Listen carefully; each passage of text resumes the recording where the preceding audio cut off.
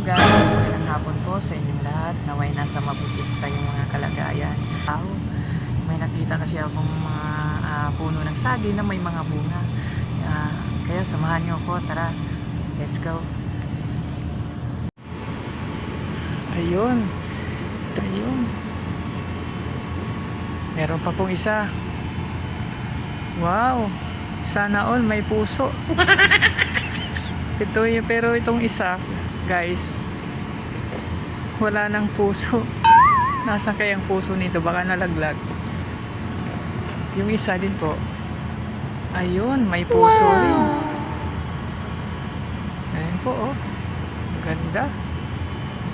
Tapos ang lalaki ng bunga nito. Tapos meron pang isa nakasandal, oh.